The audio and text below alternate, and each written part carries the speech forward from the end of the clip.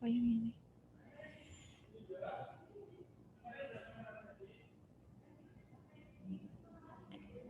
Selanjutnya kita akan belajar tentang sistem pertahanan tubuh spesifik. Disebut juga dengan sistem kekebalan tubuh atau sistem imun. Pertahanan tubuh spesifik dilakukan oleh antibodi yang dibentuk oleh limfosit.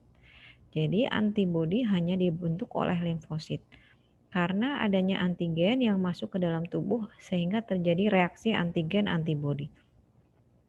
Dikatakan spesifik karena hanya terbatas pada satu mikroorganisme dan tidak memberikan proteksi terhadap mikroorganisme yang tidak berkaitan.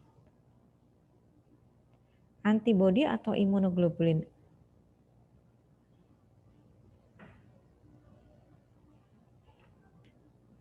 Antibodi atau imunoglobulin adalah dibentuk oleh tubuh ketika ada antigen yang masuk ke tubuh.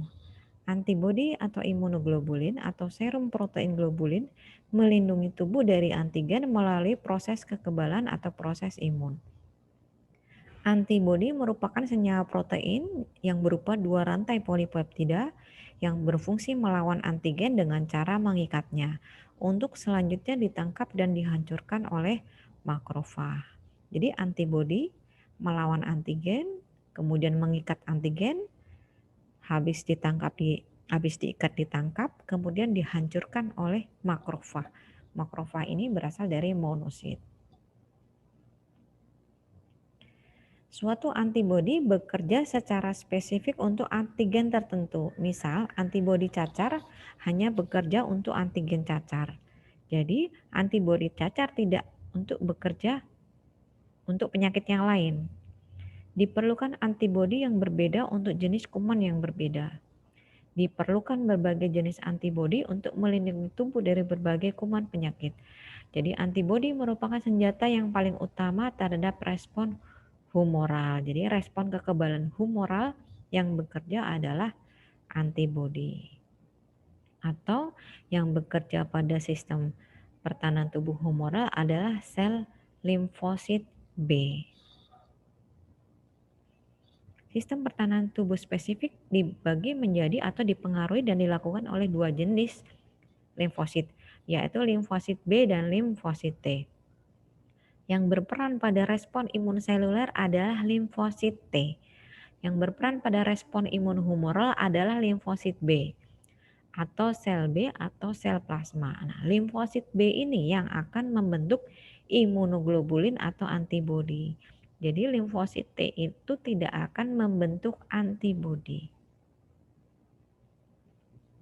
Limfosit B proses pembentukan di sumsum tulang, berperan dalam pembentukan kekebalan humoral dengan cara melakukan pembentukan antibodi. Sel B terdiri dari berbagai macam. Yang pertama sel B plasma yang akan bekerja membentuk antibodi. Yang kedua adalah sel B pengingat atau memori. Dia akan mengingat antigen yang pernah masuk ke tubuh serta menstimulasi pembentukan sel B plasma jika terjadi infeksi kedua. Jadi sel B memori itu dia akan fungsi adalah mengingat. Dia akan mengingat ada antigen yang pernah masuk ke tubuh. Nah, ketika terjadi infeksi kedua, maka sel B memori ini akan ingat ini infeksi sudah pernah terjadi. Maka sel B memori ini akan menstimulasi pembentukan sel B plasma yang akan menghasilkan antibodi. Yang ketiga adalah sel B pembelah, membentuk sel B plasma dan sel B pengingat. Limfosit T, pembentukan sel T atau limfosit T terjadi di sumsum tulang dan proses pematangannya ada di kelenjar timus. Berperan dalam kekebalan seluler dengan cara menyerang sel penghasil antigen secara langsung. Jenis sel limfosit T ada 4, sel T memori, sel T helper, sel T sitotoksik atau sel T pembunuh, sel T suppressor. Fungsinya sel T memori diprogram untuk mengingat karena ini memori ya. Jadi dia fungsinya mengingat dan mengenali antigen spesifik apabila menyerang tubuh kembali sewaktu-waktu. Sel T helper menstimulasi pembentukan jenis sel T lainnya serta mengaktifasi makrofag untuk melakukan fagositosis. Sel T sitotoksik atau pembunuh menyerang patogen yang masuk ke tubuh, sel tubuh yang terinfeksi atau sel kanker. Sel T supresor menurunkan dan menghentikan respon imun dengan cara menurunkan produksi antibodi dan mengurangi aktivitas sel T pembunuh. Akan bekerja setelah infeksi berhasil ditangani. Jadi supresor, dia akan menurunkan produksi antibodi, mengurangi aktivitas sel T pembunuh atau sel T killer apabila proses infeksi sudah berhasil ditangani. Ini jadi di sini kita bisa membedakan antara limfosit B dengan limfosit T. Jenis sel limfositnya, kemudian fungsinya apa saja. Tadi sudah kita bahas, sudah kita pelajari bahwa respon kekebalan tubuh terhadap antigen itu ada dua macam, non-spesifik dan spesifik, humoral dan seluler. Respon imun juga dikenal menjadi dua hal, respon imun primer dan respon imun sekunder. Jadi adik-adik harus bisa memahami apa itu pertahanan tubuh non spesifik, apa itu pertahanan tubuh spesifik, apa itu kekebalan humoral, apa itu kekebalan seluler. Kemudian selanjutnya adalah respon imun primer dan respon imun sekunder. Kita pelajari satu persatu ya. Kekebalan humoral menghasilkan, kita ulang lagi sebenarnya ini. Yang berperan adalah sel B yang akan menghasilkan antibodi. Antigen masuk ke tubuh pertama kali. Sel B pembelah akan membentuk sel B plasma dan sel B pengingat memori. Sel B plasma akan menghasilkan antibodi yang berfungsi mengingat antigen. Jadi pada prinsipnya begitu ada antigen masuk, maka tubuh akan menghasilkan antibodi yang yang bekerja menghasilkan antibodi adalah sel B atau limfosit B. Setelah infeksi berakhir, sel B plasma akan mati dan sel B akan mengingat atau mememorikan dalam waktu yang lama. Infeksi yang pertama kali ini adalah disebut respon kekebalan primer atau infeksi pertama kali. Jika antigen yang sama masuk kembali ke dalam tubuh, sel B pengingat akan mengenalinya dan menstimulasi pembentukan sel B plasma. Sel B plasma berfungsi membentuk antibodi. Nah, ini yang akhirnya disebut respon kekebalan sekunder. Jadi, kalau ada kalimat primer dan sekunder, itu artinya primer bahwa itu adalah infeksi yang pertama, pembentukan antibodi yang pertama. Kalau respon kekebalan sekunder berarti infeksi yang kedua, pembentukan antibodi pada infeksi yang kedua. Nah, ini primer ya, pertama kali. Sekunder itu terjadi pada pajanan atau infeksi kedua. Yang pertama kali muncul adalah pada infeksi primer adalah IgM. Kalau pada sekunder yang paling banyak adalah IgG, yang diproduksi paling banyak adalah IgG. Nah, infeksi primer munculnya antibodi spesifik itu 7-10 hari. Kadarnya terus meningkat sekitar 4 minggu dan kemudian menurun secara bertahap. Sedangkan pada infeksi sekunder ini berlangsung cepat, tetapi dia kadarnya di dalam tubuh itu sampai beberapa bulan atau tahun. Jadi contohnya pada tipes. Pada sakit tipes itu kalau diperiksa bulan pertama dan bulan kedua, antibodinya masih akan positif karena hilangnya memang dari dalam tubuh akan lama sampai beberapa bulan bahkan tahun. Sehingga kalau misalnya sakit tipes, kadang-kadang dikatakan aku belum sembuh dari tipes, padahal sudah sembuh, tetapi di dalam tubuh masih ada antibodinya. Jadi kalau dicek darah, antibodinya masih positif tipes. Jadi belum, kalau bulan pertama sakit tipes, nanti bulan kedua masih dicek antibodi tipesnya masih ada, masih positif, tidak berubah menjadi negatif. Nah, ini yang kadang-kadang disalah persepsikan oleh pasien bahwa dia masih punya sakit tipes padahal sudah sembuh. Tetapi memang antibodinya yang di dalam tubuh masih ada. Kekebalan seluler itu melibatkan sel T, limfosit T. Yaitu apabila infeksi telah berhasil ditangani, sel T suppressor akan menghentikan respon kekebalan dengan cara menghambat aktivitas sel T pembunuh dan membatasi produksi antibodi. Masing-masing antara sel T dan sel B bekerjanya berbeda. Ini ya, pada respon infeksi primer itu antibodinya itu sedikit. Nah, pada perjalanan yang kedua reaksi antibodinya kadarnya akan lebih tinggi. Respon kekebalan sekunder terjadi lebih cepat dan konsentrasi antibodi yang dihasilkan lebih besar. Ya, konsentrasinya lebih besar dibandingkan pada respon infeksi primer. Karena memori imunologi yaitu kemampuan sistem imun untuk mengenali antigen yang masuk. Karena dia sudah punya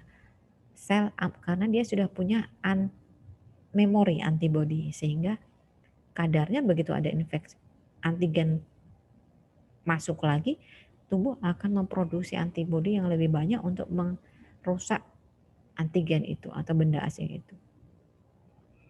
Kemudian jenis-jenis kekebalan tubuh itu ada aktif dan ada pasif. Aktif itu bisa alami, bisa buatan. Pasif itu juga bisa alami, bisa buatan.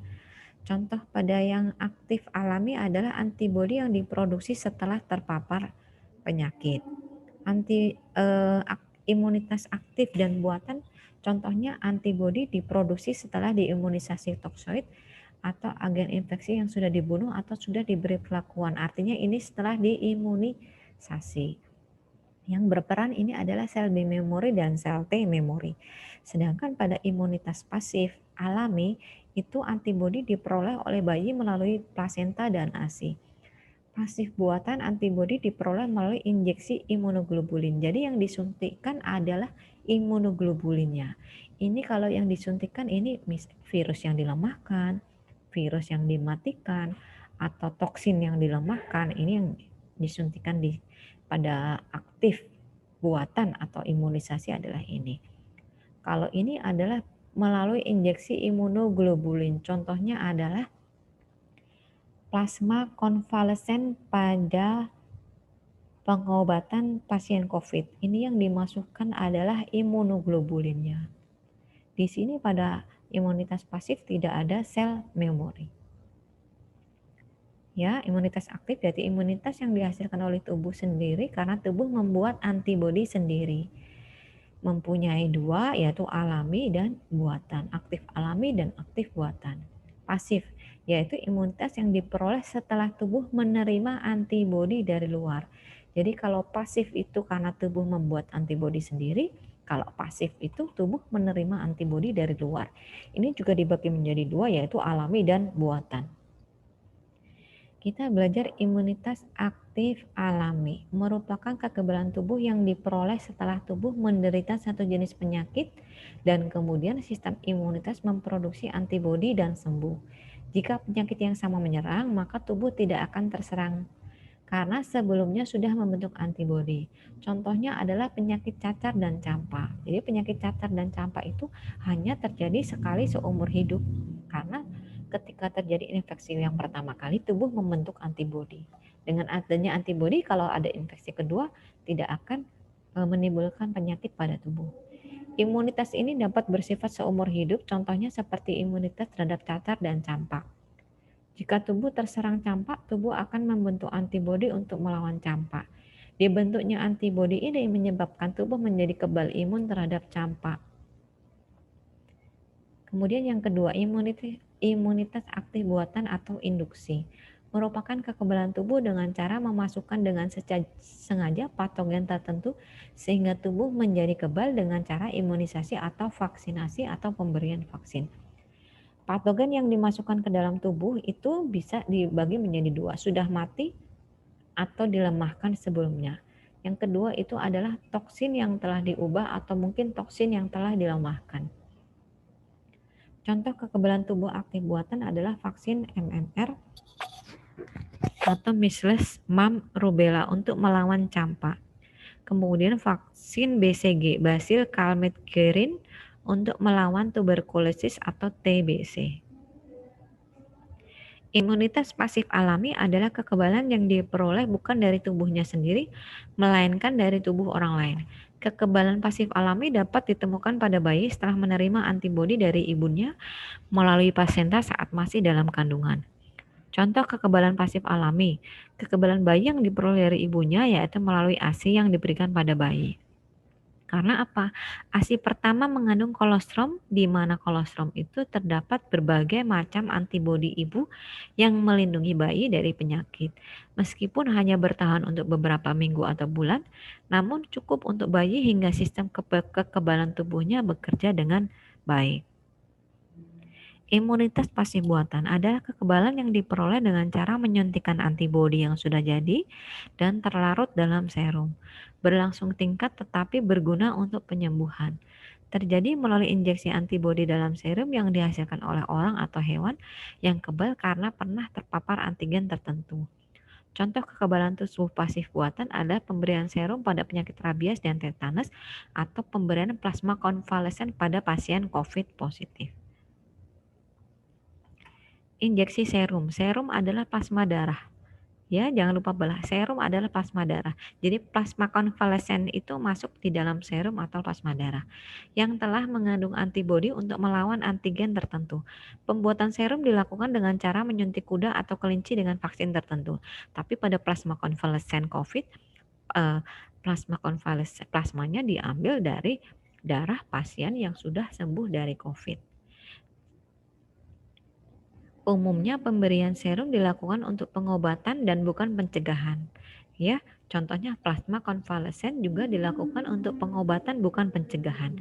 Kemudian, ini misalnya seseorang yang digigit ular berbisa ditolong dengan menyuntikkan serum anti bisa ular. Jadi anti bisa ular itu isinya adalah serum atau plasma darah. Pemberian serum seperti ini disebut dengan kekebalan pasif karena tubuh tidak membentuk antibodi sendiri. Contoh berikutnya adalah pas bayi baru lahir dengan ibu hepatitis B positif, maka begitu bayi itu baru lahir, maka bayi itu akan segera diinjeksi imunoglobulin hepatitis B, imunoglobulin anti hepatitis B ke bayi yang baru lahir tersebut. Imunisasi. Kemudian imunoprofilaksi. Imunoprofilaksi adalah pencegahan penyakit melalui sistem imun. Ada aktif dan pasif. Aktif respon imun terjadi setelah terpajan antigen. Pasif terjadi bila seseorang menerima antibodi atau produk sel lainnya dari orang yang telah mendapat imunisasi aktif. Tujuannya yaitu meningkatkan derajat imunitas seseorang terhadap patogen tertentu atau toksin. Macam-macam vaksin. Kekebalan vaksin memiliki jangka waktu tertentu sehingga pemberian vaksin harus diulang lagi setelah beberapa lama atau booster. Karena jumlah antibodi dalam tubuh semakin berkurang sehingga imunitas tubuh juga menurun. Beberapa jenis penyakit yang dapat dicegah dengan vaksinasi antara lain cacar, tuberkulosis, difteri, hepatitis B, pertusis, tetanus, polio, tifus, dan campak.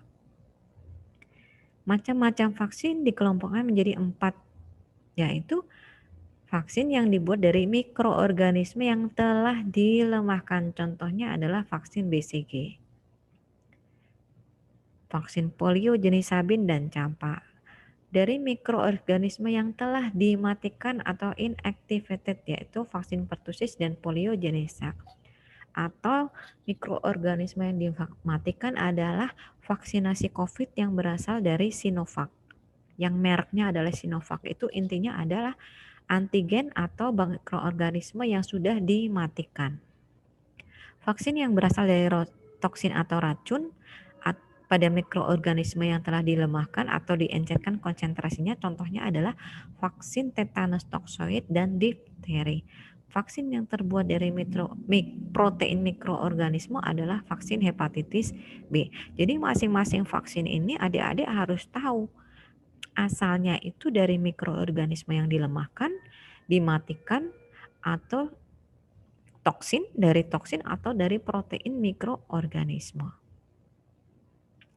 5 imunisasi dasar lengkap adalah hepatitis B, BCG, DPT, polio, dan campak. Hepatitis B untuk mencegah hepatitis B. Diberikan 12 jam dalam 12 jam setelah bayi lahir. Booster diulang pada umur 1 bulan dan pemberian ketiga pada usia 3 sampai 6 bulan. BCG untuk mencegah penyakit tuberkulosis atau TBC. Diberikan 1 kali pada bayi baru lahir sampai dengan usia 2 bulan. Setelah usia 2 bulan tidak boleh diberikan. Syaratnya boleh diberikan, dia harus tes mantok dulu untuk mengetahui apakah bayi ini sudah terinfeksi penyakit tuberkulosis atau belum. Vaksin DPT untuk mencegah difteri, pertusis, tetanus, dan vaksin ini diberikan 3 kali, yaitu pada saat bayi berumur 2 bulan, 3 bulan, dan 4 bulan. Maaf, ini hepatitis B bukan ini. Nanti ada sendiri. Ini nanti kami revisi, mohon maaf. Vaksin polio untuk mencegah polio. Injeksi polio vaksin. Jadi ini berisi polio inaktif yang disuntikkan karena ini I-nya adalah injeksi. Jadi virus polio yang disuntikkan tetapi isinya adalah polio inaktif. Sedangkan OPV, oral polio vaksin. Oral polio vaksin itu diteteskan melalui mulut. Ini adalah virus polio yang dilemahkan. Polio dapat menyebabkan kelumpuhan dan tungkai kaki dan lengan. Vaksin ini diberikan 4 kali pada umur 1 bulan, 2 bulan, 3 bulan, dan 4 bulan. Diulang pada usia 18 bulan dan terakhir di usia 5 tahun. Vaksin campak untuk mencegah campak. Karena campak bisa menyebabkan komplikasi radang paru, radang otak, dan kebutaan. Vaksin campak diberikan 1 kali saat bayi berumur 9 bulan. Diulang pada usia 18 bulan dan 6 tahun. Vaksin MR atau measles rubella mulai 2017 menggantikan vaksin campak. Ada vaksin baru namanya adalah pentavalen atau pentabio. Ini berisi 3 vaksin, yaitu DPT, hepatitis B, dan hemophilus influenza B. Ya, jadi isinya adalah toksoid, kemudian hepatitis B, kemudian hemophilus influenza B. Ini dikemas menjadi 1 vaksin sehingga bisa mengurangi frekuensi jumlah suntikan vaksin dan juga mengurangi untuk mempermudah untuk membuat pasien nyaman karena tidak banyak suntikan. Jadi jangan lupa ya, pentavalen atau pentabio itu isinya adalah DPT, hepatitis B, dan hemophilus influenza B. Ini adik-adik, ini silahkan dibuat seperti contekan. Jadi sewaktu-waktu adik-adik dihafalkan itu lebih baik. Tapi kalau adik-adik sulit untuk menghafalkan, ini dibuat seperti contekan, ditaruh di mana ketika pelayanan, ketika kita bisa mudah untuk ketika pelayanan imunisasi kita bisa mudah untuk membuat jadwal kapan jadwal vaksinasi berikutnya. Ya, di sini ada booster pada kelas 1 SD, kelas 2 SD, dan kelas 5 SD. Dan ini adalah jenis-jenis vaksin yang disuntikan. Ini adalah program imunisasi nasional yang harus dilaksanakan atau wajib dilaksanakan. Ini adalah jadwal imunisasi anak usia 0 sampai 18 tahun termasuk vaksin-vaksin tambahan. Di sini udah ada jadwalnya, tinggal dibaca, dipelajari saja. Ya, jadi ada vaksin hepatitis B, BCG, polio, DPT, HB, HIV, dan campak. Ini yang sekarang menjadi program imunisasi nasional. Kemudian ada jenis-jenis vaksin tambahan atau MMR, MAM, measles, rubella untuk mencegah penyakit gondong atau campak Jerman. HIV ini berdiri sendiri ya, untuk mencegah infeksi mematikan yang disebabkan oleh bakteri Haemophilus influenza tipe B. Kemudian pneumococcus untuk mencegah penyakit pneumonia dan meningitis, karena dari pneumonia ini bisa menyebabkan meningitis atau radang selaput otak dan septikemi yang disebabkan oleh bakteri Streptococcus pneumoniae. Kemudian rotavirus. Vaksin rotavirus merupakan jenis vaksin untuk mencegah diare. Artinya jika vaksin ini untuk mencegah jangan sampai terjadi diare berat. Ya, berangkai pada saat umur 10 minggu, 6 minggu, maksimal pada usia 6 bulan. Varicella untuk mencegah penyakit cacar air. Diberikan berusia 1 tahun ke atas. Nah, ini jadwal-jadwal ini adik-adik bisa dibaca di tadi tabel itu untuk mempermudah menghafal. HPV yaitu Human Papilloma Virus untuk mencegah kanker serviks. Hepatitis A untuk mencegah hepatitis A. Jadwalnya sudah ada, diberikan 2 kali mulai usia 2 tahun. Suntikan pertama dan kedua harus berjarak 6 bulan atau 12 bulan. Nah, ya, untuk melakukan pelayanan imunisasi harus tahu ini harus paham sekali jadwalnya, karena untuk menentukan kapan pasien itu harus kembali ulang untuk suntik booster. Vaksin tifus diberikan untuk mencegah penyakit tifus yang disebabkan oleh bakteri Salmonella typhi. Kemudian influenza, vaksin influenza. Nah, ini yang sering dikerjakan untuk kita-kita yang bekerja di kesehatan ya, untuk melindungi tubuh kita sendiri ya, atau untuk para jamaah umroh dan haji. Vaksin influenza diberikan untuk mencegah virus-virus influenza. Vaksinasi pada anak-anak bisa dilakukan sejak mereka berusia 6 bulan dengan frekuensi pengulangan 1 kali tiap tahun. Jadi sekali vaksin influenza itu masa kerjanya bisa sampai 1 tahun. Kemudian pada perkembangan yang terbaru bahwa Indonesia sedang mengalami pandemi infeksi COVID-19. Nah, kemudian akan diadakan vaksinasi atau vaksin COVID. Tujuannya apa dengan adanya vaksin COVID? Tujuannya adalah agar terjadi herd immunity COVID-19. Herd immunity itu artinya bahwa sekitar 70-80% orang harus divaksinasi dari total populasi. Karena dengan perkiraan 70-80% ini, jika perkiraan 70-80% orang dari total populasi divaksinasi, maka Indonesia akan bisa mengatasi pandemi COVID-19. Vaksinnya namanya adalah Sinovac. Diberikan 2 kali suntikan atau 2 kali dosis. Dengan jarak suntikan pertama dengan suntikan kedua adalah jaraknya 14 hari. Diberikan pada usia 18 sampai 59 tahun dengan kriteria-kriteria tertentu. Pada kloter awal, sasaran utamanya adalah tenaga kesehatan, TNI Polri, kemudian aparatur pemerintahan.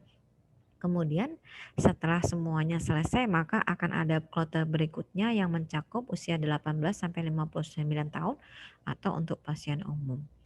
Usia kurang dari 18 sampai 59 tahun tidak berarti suatu saat tidak diimunisasi vaksin COVID, tetapi pada saat ini yang sudah diujikan klinis adalah pada usia 18 sampai 59 tahun.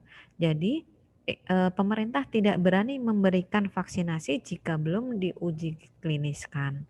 Jadi yang usia kurang dari 18 tahun sampai usia lebih dari 59 tahun besok akan menunggu vaksin-vaksin yang sudah diuji kliniskan pada umur kurang 18 tahun dan pada usia lebih dari 59 tahun.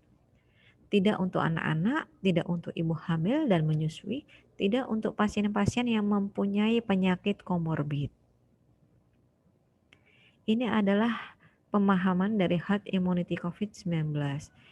Di sini adalah gambar di mana tidak ada herd immunity. Jadi, jika ada satu pasien terinfeksi, dia akan banyak sekali menginfeksi orang lain. Karena apa? Karena banyak sekali yang tidak mempunyai kekebalan.